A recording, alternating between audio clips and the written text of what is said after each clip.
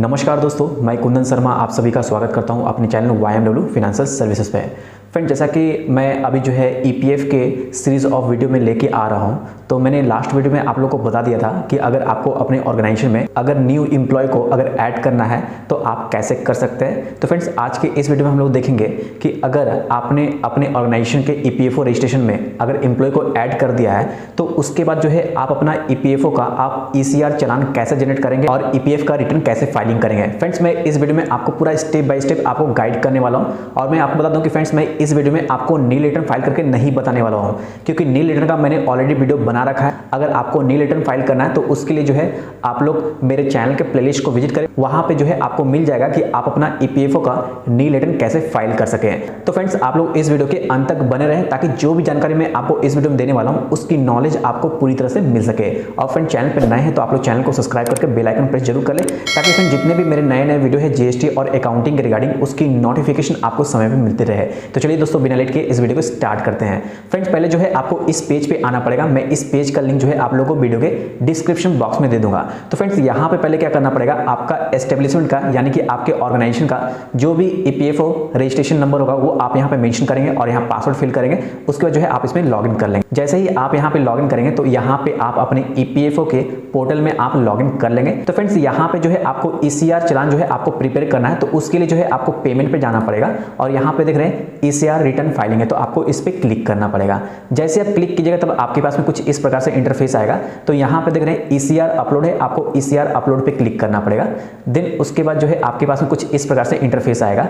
तो यहाँ पे देख रहे हैं डाउनलोड ECR फाइल है, तो आपको इसी पे क्लिक करना पड़ेगा। जैसे आप क्लिक कीजिएगा तो यहाँ पे जो है आपको मंथ सेलेक्ट करना पड़ेगा कि आप किस मंथ का आप ECR चालान प्रिपेयर करना चाहते हैं। जैसे कि आज 15 दिसंबर है, तो फ्रेंड्स मैं आपको बता दूं कि नवंबर मंथ का जो EPF रिटर्न है वो 15 तारीख से पहले हर एक महीने के चले जाना चाहिए। तो फ्रेंड्स, आज 15 तारीख है यानी कि आज लास्ट डेट है, तो इसलिए आज जो है मैं नवंबर मंथ का यहाँ पे आपको फाइल करके दिखाने वाला हूँ। तो फ्रेंड्स, यहाँ पे जो है आपको मंथ सेलेक्ट करना पड़ेगा। चलिए मैं मंथ सेलेक्ट कर लेता हूँ।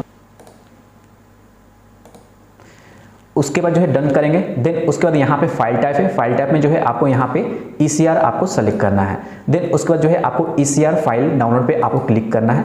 जैसे आप क्लिक कीजिएगा यहाँ पे जो आपका ECR एक्सेल फाइल है वो आपका डाउनलोड हो जाएगा। तो फ्रेंड्स, यहाँ पे जो है अब ECR फाइल को मैं ओपन करके दिखाता हूँ। तो चलिए मैं इसको ओपन कर लेता हूँ। फ्रेंड्स, यहाँ पे जैसे ही आप ECR फाइल को आप ओपन करेंगे तो जितना भी एम्प्लॉय आपके ऑर्गेनाइजेशन में ऐड रहेंगे वो सारा का यूनिवर्सल अकाउंट नंबर यहाँ पे दिया रहेगा। उसके बाद जो है यहाँ पे जितना भी एम्प्लॉय रहेगा उसका नाम यहाँ पे मेंशन रहेगा।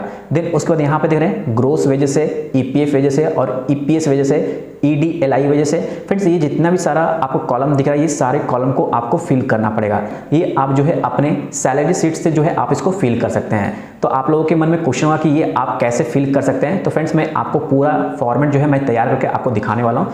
तो फ्रेंड्स, पहले मैं आपको दिखा देता हूँ। यहाँ पे आप देख रहे हैं ये सैलरी शीट जो है मेरे एम्प्लॉय का है। यहाँ पे नेट सैलरी कितना मिलता है वो मैंने दिखाया है। यहाँ पे प्रोविडेंट फंड कितना डिडक्शन होता है वो यहाँ पे दिया हुआ है। उसके बाद प्रोफेशनल टैक्स कितना कटता है, ESIC कितना कटता है, वो सारा चीज़ जो है मेरा ये सैलरी शीट में यहाँ मेंशन किया गया है। तो उसके बाद जो भी मैंने ECR चालान अपने ऑर्गेनाइजेशन का तैयार किया है वो मैं आपको दिखा देता हूँ।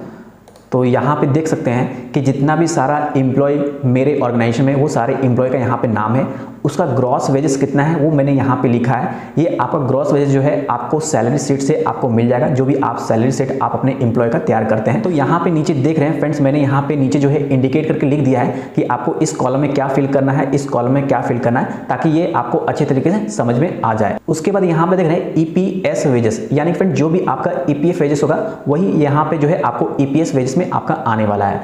देन उसके बाद यहाँ पे देख रहे हैं EDLI वेजेस, यानी कि एम्प्लॉय डिपॉजिट लिंक इंश्योरेंस, यानी फ्रेंड्स यहाँ पे जो भी EPS वेजेस होगा सेम वेजेस जो है आपका EDLI वेजेस में यहाँ पे आपको फिल करना पड़ेगा। यहाँ तक क्लियर है। उसके बाद यहाँ पे देख रहे हैं EPF कंट्री लिमिटेड, यानी फ्रेंड्स यहाँ पे जो भी EPF वेजेस होगा उसका 12% जो है आपका इस कॉलम में आपका फिल होगा। तो फ्रेंड्स, मैं आपको यहाँ पे दिखा देता हूँ कि आप इस कॉलम में कौन सा फॉर्मूला आप लगाएंगे जो यहाँ पे आपका ऑटोमेटिक जो है ये कैलकुलेट करके यहाँ पे आपका वैल्यू आ जाएगा। तो यहाँ पे देख रहे हैं, जैसे मैं क्लिक करूंगा यहाँ पे आप देख सकते हैं ये फॉर्मूला मैंने लगाया है। तो फ्रेंड्स, आप भी जो है इस फॉर्मूला का यूज करके जो है आप इस पूरे कॉलम को आप फिल कर सकते हैं। उसके बाद यहाँ पे देख रहे हैं ईपीएस कंट्री रिमिटेड, यानी फ्रेंड्स यहाँ पे जो भी ईपीएस वेजेस रहेगा उसका 8.33% जो है इसमें कैलकुलेट होकर इस कॉलम में फिल किया जाएगा। यानी कि ईपीएस वेजेस आप देख रहे हैं, ये कॉलम जो है आपका ईपीएस वेजेस है, तो इसी का जो है आपका 8.33% जो है आपका ईपीएस कंट्री रिमिटेड में जो है आपका फिल होगा। तो इसके लिए भी जो है मैंने यहाँ पे फॉर्मूला लगाया है, यहाँ पे मैंने राउंड अप का फॉर्मूला लगाया है, तो मैं आपको दिखा देता हूँ। यहाँ पे देख रहे हैं आप इस फॉर्मूला को जो है आप नोट कर ले, आपको इसी फॉर्मूला को जो है आपको इसमें यूज करना है। उसके बाद जो है हम लोग आगे बढ़ेंगे। यहाँ पे देख रहे हैं ईपीएफ ईपीएस डिफरेंस रिमिटेड लिखा हुआ है, यानी फ्रेंड्स यहाँ पे आपको इस कॉलम से जो है इस कॉलम को माइनस करना पड़ेगा, वही जो है आपका इस कॉलम में आपका फिल होगा। तो यहाँ पे आप देख सकते हैं मैंने कौन सा फॉर्मूला लगाया है, यहाँ पे देख रहे हैं मैंने सम का फॉर्मूला लगाया है। तो आप सम के फॉर्मूला का लगा के जो है आप ईपीएफ और ईपीएस डिफरेंस लिमिटेड को जो है आप इसमें फिल कर सकते हैं। उसके बाद यहाँ पे एनसीपी डेज लिखा हुआ है, यानी कि नो कंट्रीब्यूशन पीरियड लिखा हुआ है। अगर ऐसा कुछ भी होगा तो आप इसमें फिल करेंगे, यानी कि नंबर ऑफ डेज एब्सेंट जो है आपको इसमें फिल करना है। उसके बाद जो है यहाँ पे रिफंड ऑफ एडवांस, तो फ्रेंड्स ये जो है मेरा नील है, इसलिए इसको आपको 0 ही रखना है। तो फ्रेंड्स यहाँ तक आप लोग क्लियर है कि आप ईसीआर जो है आप कैसे प्रिपेयर करेंगे आप अपनी ऑर्गेनाइजेशन का। फ्रेंड्स यहाँ पे जितना भी डाटा मैंने लिया है ये सारा जो है मैंने अपने ऑर्गेनाइजेशन के जितने भी एम्प्लॉय है वो सारे का सैलरी शीट से मैंने लिया है। तो फ्रेंड्स आपको भी जो है इसी प्रकार से जो है आपको ईसीआर प्रिपेयर करना पड़ेगा। फ्रेंड्स अगर आप लोग को सैलरी शीट का और ईसीआर का फॉर्मेट चाहिए तो फ्रेंड्स आप लोग मुझे इस वीडियो के कमेंट बॉक्स में आप लोग अपना ईमेल आईडी ड्रॉप कर सकते हैं। तो फ्रेंड्स जब आपका ये पूरा प्रिपेयर हो जाएगा तो उसके बाद आपको क्या करना मैं आपको बता देता हूँ। यहाँ पे आप देख रही है जो पहला रो है आपको इसको डिलीट करना पड़ेगा। तो पहले आपको इसको पूरा सेलेक्ट करना पड़ेगा, तो मैं इसको सेलेक्ट कर लेता हूँ। उसके बाद जो है आपको इसको डिलीट करना पड़ेगा, तो आप इस पर राइट क्लिक करेंगे और यहाँ पे देख रहे डिलीट है, आप डिलीट पे जाएंगे और इंटायर रो में आपको यहाँ पे डिलीट करना है। जैसे आप क्लिक कीजिएगा ये सारा जो रो है आपका फर्स्ट वाला वो आपका डिलीट हो जाएगा। उसके बाद मैंने जो इसको लिखा है इसको भी जो है मुझे डिलीट करना पड़ेगा, तो मैं इसको डिलीट कर देता हूँ यहाँ से। इंटायर रो यहाँ से मैं डिलीट कर दिया, यहाँ तक क्लियर है। उसके बाद जो है आपको इसको सेव करना पड़ेगा, यहाँ डायरेक्टली आप सेव पे जाएंगे, सेव एज पे। उसके बाद जो है आपको यहाँ से सेव एज टाइप में जो है आपको यहाँ पे सेलेक्ट करना है CSV कोमा डिलिमिटेड, ठीक है। और यहाँ पे जो है आपको नाम दे देना है। चलिए मैं यहाँ पे कुछ भी नाम देता हूँ, ECR में लिख देता हूँ यहाँ पे। देन उसके बाद जो है मैं इसको डेस्कटॉप पे ही सेव कर देता हूँ, यहाँ पे यस करना है। देन उसके बाद आपका ये फाइल जो है आपका सेव हो चुका होगा। चलिए मैं चेक करता हूँ कहाँ पे सेव हुआ है। तो आप देख रहे हैं डेस्कटॉप पे मेरा फाइल सेव हो चुका है। तो अब जो है आपको इस पे जो है राइट क्लिक करना है और यहाँ ओपन विथ में आपको नोटपैड पे क्लिक करना है। जैसे आप क्लिक कीजिएगा यहाँ पे जो भी आप ECR प्रिपेयर किए होंगे ये आपका टेक्स्ट फाइल में आ जाएगा। फ्रेंड्स यहाँ पे आपको क्या करना है कि जितना भी आपको यहाँ पे कॉमा दिख रहा होगा इसको जो है आपको रिप्लेस करना पड़ेगा हैश टिल्ड और हैश से।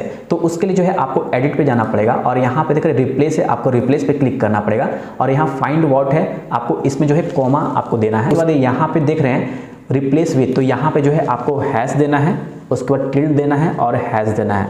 देन उसके बाद जो है आपको रिप्लेस ऑल पे आपको क्लिक कर देना है। फिर जितना भी यहाँ पे कॉमा होगा सारा जो है वो हैश टिल्ड और हैश से जो है रिप्लेस हो जाएगा। आप यहाँ पे पूरा चेक कर सकते हैं। उसके बाद जो है यहाँ पे आपको कोई भी स्पेस नहीं रखना है, आपको पूरा चेक करना है कोई भी स्पेस तो नहीं है। अगर स्पेस होगा तो आपका ये एरर शो करेगा। उसके बाद जो है आप यहाँ फाइल पे जाएंगे और इसको आप सेव एज में जो है यहाँ पे आप टेक्स्ट में इसको सेव कर देंगे। जैसे सेव करेंगे फ्रेंड्स ये आपका सेव हो जाएगा। तो आपको मैं दिखा देता हूँ, यहाँ पे देख रहे हैं मैंने डेस्कटॉप पे जो है ये टेक्स्ट फाइल जो है मैंने सेव कर लिया है, ये आप देख सकते हैं। तो इसी को जो है अब मुझे यहाँ पे अपलोड करना पड़ेगा। तो चलिए मैं अब इस फाइल को जो है आपको अपलोड करके दिखाता हूँ। तो उसके लिए जो है आपको वापस से जो है इस पेज पे आना पड़ेगा। उसके बाद यहाँ पे देख रहे हैं ECR फाइल अपलोड है, आपको इस पर क्लिक करना पड़ेगा। उसके बाद जो है आप यहाँ पे देख रहे हैं वेज मंथ लिखा हुआ है। तो फ्रेंड्स यहाँ पे आप किस मंथ का आप यहाँ पे अपलोड करना चाहते हैं वो आप मंथ यहाँ पे लिख सकते हैं। तो मैं यहाँ पे नवंबर का करना चाहता हूँ, तो इसलिए मैं नवंबर यहाँ पे सेलेक्ट करूँगा। उसके बाद जो है सैलरी डिसबर्सल डेट, यानी किस डेट में जो है सैलरी मिला है वो आपको यहाँ पे डेट मेंशन करना पड़ेगा। तो चलिए यहाँ पे जो भी डेट में सैलरी मिला है वो आपको यहाँ पे मेंशन कर देना चाहिए। देन उसके बाद यहाँ पे सेलेक्ट फाइल, तो फ्रेंड्स आपने जो भी फाइल अभी टेक्स्ट में सेव किया है तो आपको उस फाइल को यहाँ पे अपलोड करना पड़ेगा। अपलोड करने के लिए सिंपल आपको चूज फाइल पे जाना पड़ेगा और यहाँ पे जहाँ पे भी आपने फाइल रखा होगा वहाँ से जो है आप टेक्स्ट फाइल ये सेलेक्ट कर सकते हैं। तो यहाँ पे देख रहे हैं कि मैंने इस फाइल को अपलोड कर दिया है। उसके बाद यहाँ फाइल टाइप लिखा हुआ है, तो यहाँ पे ECR पे आपको सेलेक्ट करना है। उसके बाद यहाँ पे कंट्रीब्यूशन रेट लिखा हुआ है, तो यहाँ पे आपका 12% ही रहेगा अगर आपका एम्प्लॉय अगर 11 एम्प्लॉय के ऊपर है। फ्रेंड्स अगर आपके ऑर्गेनाइजेशन में अगर 10 एम्प्लॉय के नीचे है तो फ्रेंड्स आप 10% भी कंट्रीब्यूशन कर सकते हैं। फ्रेंड्स मेरे केस में जो है 12% ही रहेगा। उसके बाद यहाँ पे रिमार्क्स लिखा हुआ है, तो फ्रेंड्स यहाँ पे रिमार्क्स में जो है आप लिख सकते हैं कि मैं यहाँ पे ECR नवंबर लिख देता हूँ मैं, ठीक है। उसके बाद जो है आपको अपलोड के बटन पे क्लिक कर देना है। जैसे ही आप अपलोड के बटन पे आप क्लिक कीजिएगा तो यहाँ पे देख रहे क्या लिखा हुआ, file validation successful, file processing is in progress and may take more times, please revisit after some times. यानी फ्रेंड्स यहाँ पे जो भी मैंने फाइल को अपलोड किया वो जो है पूरा यहाँ सक्सेसफुली अपलोड हो चुका है। उसके बाद यहाँ पे ECR फाइल को जो है आप चेक कर सकते हैं यहाँ पे डाउनलोड पे क्लिक करके। तो चलिए मैं यहाँ पे डाउनलोड पे क्लिक करके मैं अपना ECR को चेक कर लेता हूँ। जैसे ही आप डाउनलोड करेंगे तो यहाँ पे आपका डाउनलोड हो जाएगा। उसके बाद जो है मैं आपको इसको ओपन करके दिखाने वाला हूँ, तो इसको आप ओपन करके चेक कर सकते हैं कि यहाँ पे जो भी आपने डाटा को यहाँ पे सेव किया है तो ये आपका सही है कि नहीं है। तो ये बिल्कुल सही है, तो मैं इसको क्रॉस कर दूंगा यहाँ से। उसके बाद यहाँ पे ECR स्टेटमेंट को जो भी आप यहाँ पे डाउनलोड कर सकते हैं, जो भी आपका ECR स्टेटमेंट यहाँ पर रहेगा, तो मैं इसको क्लिक करूँगा। उसके बाद मैं आपको इसको ओपन करके दिखाने वाला हूँ कि ECR स्टेटमेंट किस प्रकार से होता है। तो फ्रेंड्स यहाँ पे देख रहे हैं कि जो भी ECR स्टेटमेंट है यहाँ पे आपका शो कर रहा है। उसके बाद जो है आपको यहाँ पे वेरीफाई करना है, तो आप यहाँ वेरीफाई पे क्लिक करके जो है आप इसको वेरीफाई कर सकते हैं। तो चलिए वेरीफाई करने के लिए जो है आपको वेरीफाई पे क्लिक करना पड़ेगा। जैसे वेरीफाई पे क्लिक कीजिएगा तो आपके पास में कुछ इस प्रकार से पॉपअप मैसेज आएगा, क्या आप सही में नवंबर 2021 का जो ECR है आप इसको वेरीफाई करना चाहते हैं। तो यहाँ पे जो है अब आपको ओके के बटन पे क्लिक करना पड़ेगा।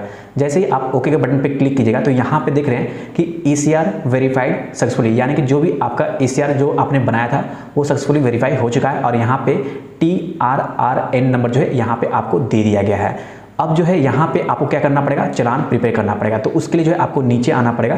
तो यहाँ पे देख रहे प्रिपेयर चलान है, तो आपको जो है प्रिपेयर चलान पे क्लिक करके जो है आपको प्रिपेयर करना पड़ेगा। तो चलिए इस पे क्लिक करते हैं। जैसे आप इस पे क्लिक कीजिएगा तो यहाँ पे जो है अब आपको जो है चलान को प्रिपेयर करना पड़ेगा। तो यहाँ पे नीचे आ जाएंगे, तो यहाँ पे जो है अब आपको एडमिनिस्ट्रेशन चार्ज जो है आपको यहाँ फिल करना पड़ेगा। तो यहाँ पे मैं बता दूं कि यहाँ पे टोटल EPF चार्जेस में जो है आपका अकाउंट 2 के हेड में जो है यहाँ पे आपको 500 रुपये आपको फिल करना पड़ेगा। तो यहाँ पे आप 500 रुपये आप फिल कर दीजिए। उसके बाद यहाँ पे देख रहे हैं ADLI चार्जेस है, इसमें आपको कुछ फिल नहीं करना है। देन उसके बाद आप नीचे आ जाएंगे, यहाँ पे जो है अब आपको जनरेट चलान पे आपको क्लिक करना है। तो चलिए जनरेट चलान पे अब क्लिक करते हैं। जैसे ही आप जनरेट चलान पे क्लिक कीजिएगा तो आपके पास में कुछ इस प्रकार से पॉपअप मैसेज डिस्प्ले होगा कि टोटल नेट पेएबल अमाउंट यहाँ पे दिया रहेगा, क्या आप सही में प्रोसीड करना चाहते हैं। तो यहाँ पे जो है अब आपको ओके के बटन पे आपको क्लिक करना पड़ेगा। चलिए ओके के बटन पे क्लिक करते हैं। जैसे ही आप ओके पे क्लिक कीजिएगा तो फ्रेंड्स आपके पास में इस प्रकार से मैसेज डिस्प्ले होगा कि challan detail save successfully, kindly verify and finalise the challan detail for payment. Friends अब जो है इस चलान को आपको फाइनलाइज करना पड़ेगा पेमेंट के लिए। तो उसके लिए जो है आपको फाइनलाइज पे क्लिक करना पड़ेगा। तो उसके बाद जो है आपको ओके बटन पे क्लिक कर देना है। जैसे ही आप ओके के बटन पे क्लिक कीजिएगा यहाँ पे आपके पास में कुछ इस प्रकार से मैसेज डिस्प्ले होगा और यहाँ पे जो भी आपका चलान था वो फाइनलाइज सक्सेसफुली हो चुका है। अब जो है आपको पेमेंट करना पड़ेगा। पेमेंट करने के लिए फ्रेंड्स आपको देख रहे हैं यहाँ पे पेमेंट है, आपको पे पे क्लिक करना पड़ेगा। जैसे ही आप पे पे क्लिक कीजिएगा तो यहाँ पे जो है अब आपको पेमेंट करना पड़ेगा। तो यहाँ से आप अपना बैंक सेलेक्ट कर लेंगे, जिस बैंक में आपका करेंट अकाउंट या सेविंग अकाउंट जिस पे आप पेमेंट करना चाहते हैं वो आप सेलेक्ट कर लेंगे। यहाँ से फिर कंटिन्यू पे क्लिक करेंगे। यहाँ पे जो है अब जो है आपको क्या करना पड़ेगा, ओके के बटन पे क्लिक करना पड़ेगा। जैसे ही आप ओके के बटन पे क्लिक कीजिएगा तो यहाँ पे देख रहे हैं कि अगर आप करेंट अकाउंट से पेमेंट करना चाहते हैं तो कॉर्पोरेट यूजर करेंगे, अगर रिटेल यूजर होंगे तो आप पे एज रिटेल यूजर करेंगे। तो मैं कॉर्पोरेट यूजर के थ्रू करना चाहता हूँ तो मैं इसी पे क्लिक करूंगा। जैसे ही आप यहाँ पे क्लिक कीजिएगा तो आपका लॉगिन का इंटरफेस आ जाएगा। तो यहाँ पे लॉगिन आईडी और पासवर्ड करके जो है आप इसमें जो है प्रोसीड करेंगे। चलिए मैं यहाँ पे प्रोसीड करता हूँ। तो यहाँ पे देख रहे हैं जब आप प्रोसीड करेंगे तो आपके पास में कुछ इस प्रकार से पेमेंट का इंटरफेस आ जाएगा। तो यहाँ पे जो है आपको स्क्रॉल डाउन करना है और यहाँ पे जो है आपको कंटिन्यू यहाँ पे क्लिक करना है। जैसे ही आप कंटिन्यू के बटन पे आप क्लिक कीजिएगा तो यहाँ पे जो है आपको रिमार्क्स लिखने के लिए आएगा। तो यहाँ पे आप रिमार्क्स में लिख सकते हैं कि EPFO पेमेंट लिख सकते हैं। देन उसके बाद जो है आपको सबमिट के बटन पे क्लिक करना है। जैसे ही आप सबमिट के बटन पे क्लिक कीजिएगा तो यहाँ पे देख रहे हैं कि EPFO payment is successfully your payment confirmation. मेरे को पेमेंट कन्फर्मेशन नंबर यहाँ पे दे दिया गया, यानी कि मेरा पेमेंट जो है सक्सेसफुली हो चुका है। उसके बाद जो है आपको नीचे आ जाना है और यहाँ पे रिटर्न टू EPFO साइट पे आपको जाना है। उसके बाद जो है आप दोबारा इसमें लॉगिन कर लेंगे। चलिए मैं लॉगिन कर लेता हूँ दोबारा। आप देख रहे हैं मैंने दोबारा यहाँ पे लॉगिन कर लिया है। अब जो है मैं चेक करूंगा कि मेरा जो नवंबर मंथ का जो मैंने पेमेंट यहाँ पे किया वो मेरा सक्सेसफुली है कि नहीं है। तो उसके लिए जो है आपको पेमेंट पे जाना पड़ेगा और यहाँ पे देख रहे हैं पेमेंट ECR है, आपको इस पर क्लिक करना पड़ेगा।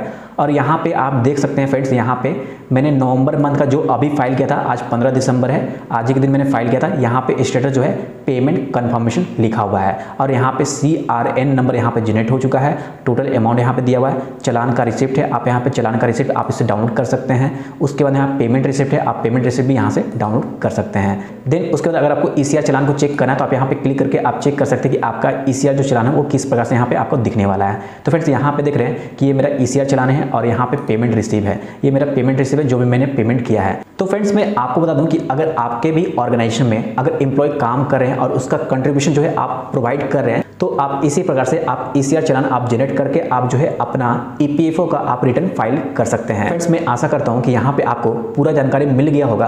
अगर आपके ऑर्गेनाइजेशन में अगर एम्प्लॉय काम कर रहे हैं और उसका EPF कंट्रीब्यूशन जा रहा है तो आप किस प्रकार से ECR चालान जनरेट करके आप अपना EPFO रिटर्न फाइल कर सकते हैं। अगर आप लोगों को इस वीडियो के रिगार्डिंग कोई भी क्वेश्चन हो तो फ्रेंड्स आप लोग मुझे इस वीडियो के कमेंट बॉक्स में आप लोग मुझे कमेंट कर सकते हैं। और फ्रेंड वीडियो पसंद आए तो आप इसको लाइक एंड शेयर करना ना भूलें, ताकि फ्रेंड जिन लोगों को नहीं पता है कि वो अपने ऑर्गेनाइजेशन के EPFO रजिस्ट्रेशन का ECR चालान जनरेट करके उसके बाद जो है EPFO रिटर्न कैसे फाइलिंग कर सके, उन लोगों को जानकारी हो सके। बस आज के लिए इतना ही इस वीडियो में। धन्यवाद। जय हिंद।